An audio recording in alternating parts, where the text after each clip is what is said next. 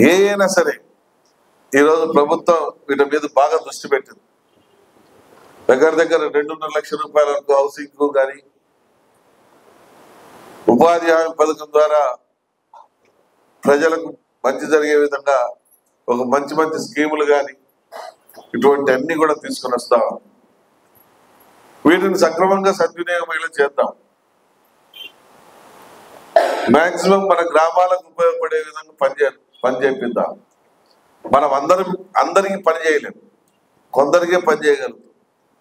ఆ కొందరికి పని చేసే దాంట్లో సాటిస్ఫై అయ్యే విధంగా చేయాలి. ఆ సాటిస్ఫాక్షన్ లేకుండా చేసి ఏం చేశాడులే, బొచ్చు చేశాడు, ఒక్కటి చేశాడులే, ఒక్కటి చేశాడులే అనేటువంటి వాళ్ళు కాకుండా మా గ్రామానికి పని అయింది, మా ఊర్లో పని జరిగింది, ఏది చూసుకున్నా ఒక ఊర్లో కనపడుతుంది. నేను అందుకనే నాకు ఇటీవల ఇవి వచ్చాయి క్యాండిల్ షెడ్స్ వస్తే ఊరికి ఒకటి వస్తుంది. ఊరికి ఒకటి వస్తే ఏ మూల సరిపోదని చెప్పి నేను 5 ఊర్లకే పెట్టించాను. ఒక ఊర్లో ఒక 5 కనపడితే ఆ ఊర్లో ఒక 5 మందిని సాటిస్ఫై ఉంటారు, ఒక 5 మందికి న్యాయం జరిగినట్టుంటది. ఆ ఊర్లో ఉపాధి హామీ పథకం ద్వారా కావచ్చు, ఇంకొక స్కీమ్ ద్వారా కావచ్చు పని జరిగినది అనేటువంటి పరిస్థితి వస్తుంది.